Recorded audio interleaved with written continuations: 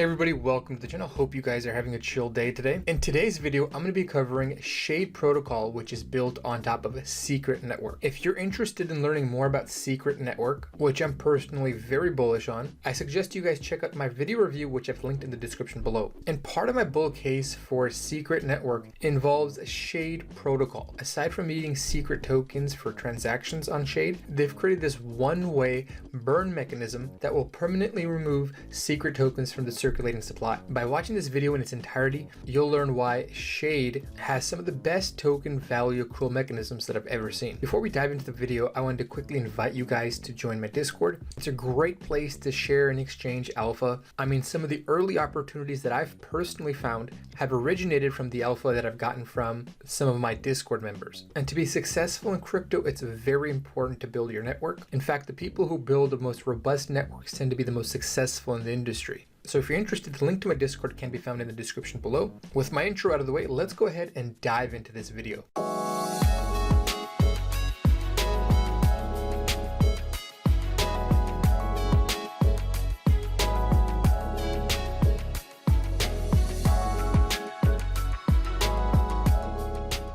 Alright, let's begin the video by giving you guys a brief introduction to Shade Protocol.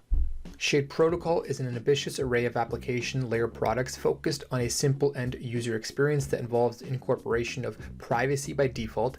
These interconnected, privacy-preserving DeFi products built on secret network will change DeFi as we know it. Silk is going to be the first application of Shade Protocol. And what inspired them to build this Silk application first is UST. It's one of the more successful decentralized stablecoins, but despite their success, there's some underlying issues that can be improved on. One being transactional privacy by default. So you can make the argument that Silk technically is a competitor to UST, but in my view, the more decentralized stablecoins that we have to choose from, the better. Because number one, it gives people options, and secondly, it improves the resiliency of the entire decentralized network that we're building. So if one stablecoin were to go down, people could easily pivot to another one. And Silk isn't exactly like UST. There's a few significant nuances, and I'll be going over those in a subsequent section of the video. Now, they're not just going to stop with Silk. They've obviously implied that they're going to be building other applications, or third parties are going to be building applications on top of Shade Protocol. And in an effort to bring more value to their token, Shade,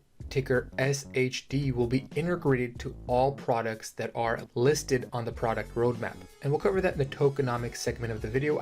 I strongly recommend that you guys watch that if you guys are interested in getting exposure to the token. And it's not like other DeFi protocols where you have gimmicky and soft utility features. They definitely want to make sure any value or some of the value generated through their applications and the utilization of those applications returns back to Shade token holders, or rather in this case, Shade stakers. And all of these applications that are added to Shade Protocol must adhere to at least one of the following rules. The application has to increase utility for Shade, the application grows the Shade treasury, the application increases utility for Silk, the application increases demand for Silk. And none of these applications can use their own unique tokens. Instead, they want these applications to be user-centric, which means that if they're driving value to, let's say, Shade, all of that has to be abstracted away from the front end, because users shouldn't be required to buy Shade in order to interact with these applications. Because sometimes applications out there, in order to create utility and demand for their respective token,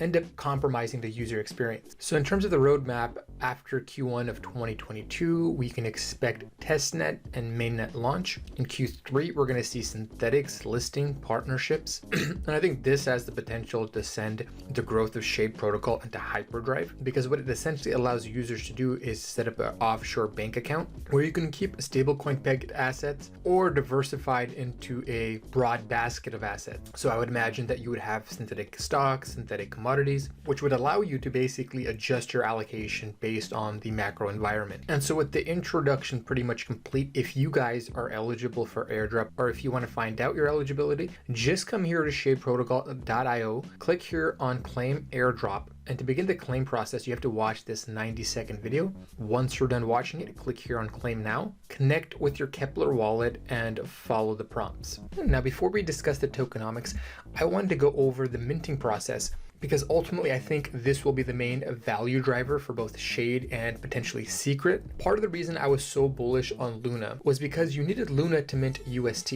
So when the demand for UST went up, the peg went above dollar value, and to reconcile that, anybody could purchase Luna off the free market, burn it to mint UST, and sell that UST on the open market to take advantage of the arbitrage opportunity.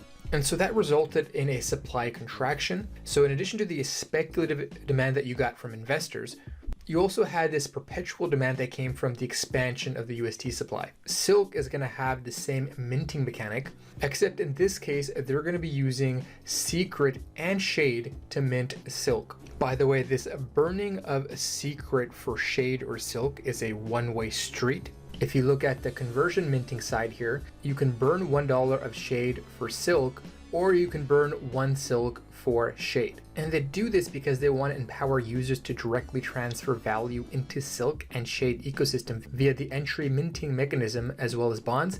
The entry minting mechanism creates a supply sink for Secret, creating value for Secret network and Secret holders by decreasing the supply of active Secret circulating supply. And this is what makes me even more bullish on Secret. Provided that they get a serious demand for Silk, this one-way street for burning Secret tokens, number one, could create an infinite bid as long as the Silk supply continues to increase, and it creates deflation because Secret is permanently removed from the circulating supply. And additionally, since it's a one-way street and you basically have sort of this closed loop system, anytime you need a contraction of the supply, you don't have to worry about the Secret token supply expanding, which is a sharp contrast to Luna, where if less UST is needed, the Luna supply expands and vice versa. And you got to catalyze the growth. You have to find a way to bootstrap a user base. And so one way many protocols do this is with liquidity mining incentives. Typically that results in the governance token being inflated away. But in this case, they're using the own model of protocol-owned liquidity. So they have this prioritized goal of having LP rewards in the form of tokens other than Shade and Silk. And in their view, this would ultimately enable the rent-seeking model of LP providers to be more sustainable and not as a mechanic that damages the overall market capitalization of Shade. Again, just to reiterate, this is another sign or another indication that the team is very committed to the Shade token. So it's not only important for them to build strong token value accrual mechanisms, but they also have to figure out a way to provide incentives that are non-dilutive. And like other protocols out there, if you guys wanted the lion's share of LP rewards, it's important that you get started early. And if they launch while we're in this sideways market, there's a good chance that most market participants are going to be somewhat apprehensive about engaging with the protocol, which presents opportunities for those of us that are more bold. And later, as they mature, they're also going to include other tokens beyond Secret that can be used to mint Silk. And at some point, I think this is going to be automated by more sophisticated players. So until that happens, there's plenty of opportunity for retail participants to take advantage of not only the LP rewards, but also the arbitrage opportunities. Moving along, let's go ahead and cover the tokenomics.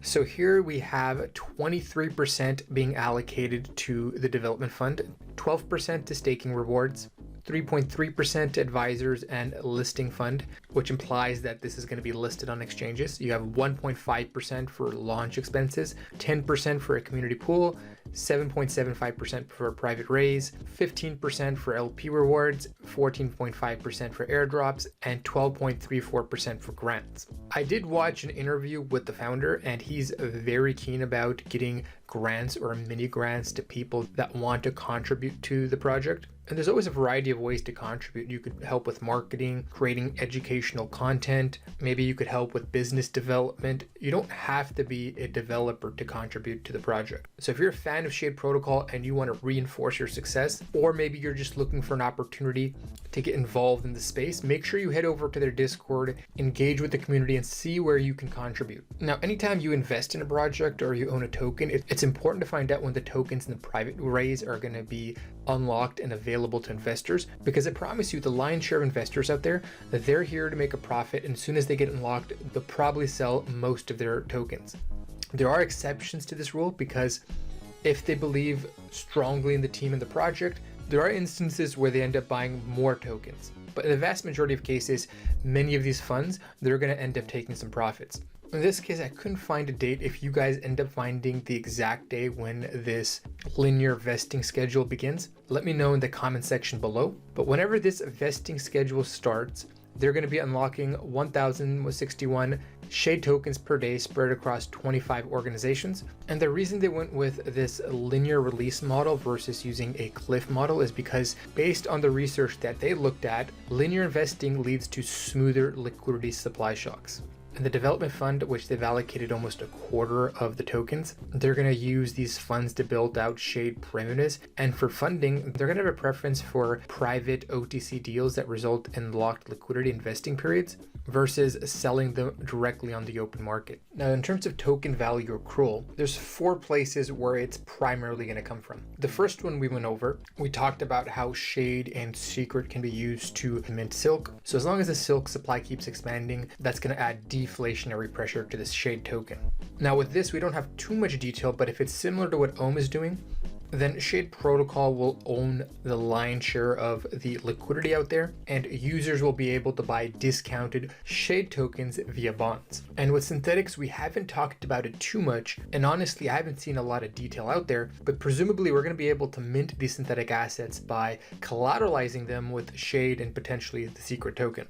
And lastly, you have staking. You're going to be able to stake your Shade tokens to passively earn staking rewards, treasury rewards, arbitrage rewards, and stabilizer airdrops. And from what I gathered in an interview with the founder, they're going to have a diversified treasury, meaning that they're going to be staking Atom tokens, Juno tokens, and other tokens. And those staking rewards are going to be redirected to Shade stakers. Now, when it comes to governance, technically, I don't really consider it a token value accrual mechanism. There are exceptions to, if for example, let's say there's protocols out there or there's entities out there that deem it very important to get control over the governance of a particular protocol. In that unique case, you could see demand for the token just to get desired proposals passed. With a protocol like Shade, I don't see any of that happening, especially during the early stages.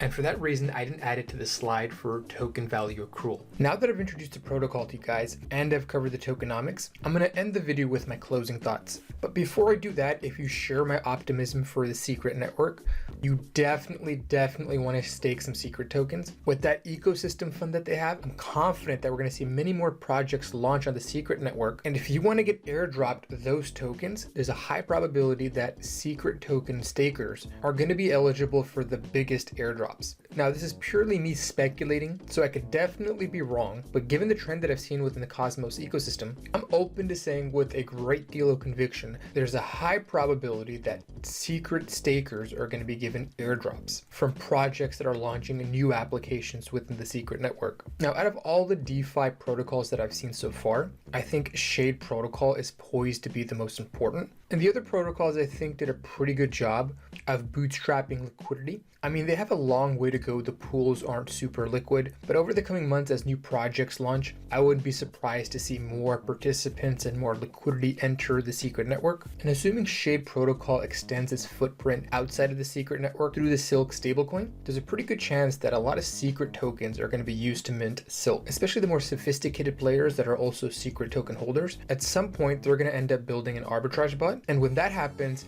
remember I said you can burn Secret to mint Silk, but not vice versa. And so we need 2 things to happen. We need more people to utilize the Secret network because it requires them to use Secret token as gas. And as they're buying these tokens, if we see deflationary pressure on the Secret token, it sets the stage for massive moves up in the token price. And outside of driving value to the Secret token, personally, I think privacy is going to become increasingly important to people, especially as nation states begin focusing more on DeFi related regulations. And when that happens, I think that's going to be the main catalyst for demand when it comes to privacy focused financial services. And I think a lot of the forward thinking investors are already expecting this. And that's why we're seeing a lot of ecosystem funds for privacy oriented chains. And as we see more market participants realize the importance importance of privacy, I could see a massive increase in demand for privacy-oriented stablecoins like Silk. Now, this doesn't necessarily mean the Shade token price is going to go parabolic or it's going to moon up. They do have strong tokenomics, but we'll have to wait and see what happens in practice. And given that they just launched, mainnet is around the corner,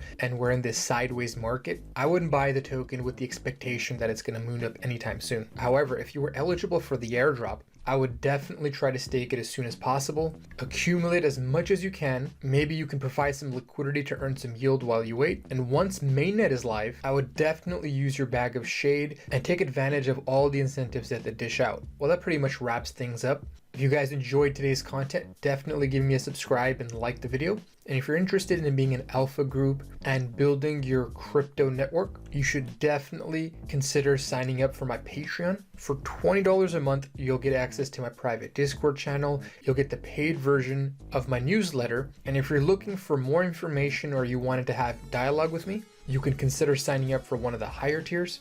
So if you think any of this service would be of value to you, the Patreon link can be found in the description below. Again, I hope you guys enjoyed today's video. This is CryptoOneStop signing out. I'll talk to you folks next time. Bye.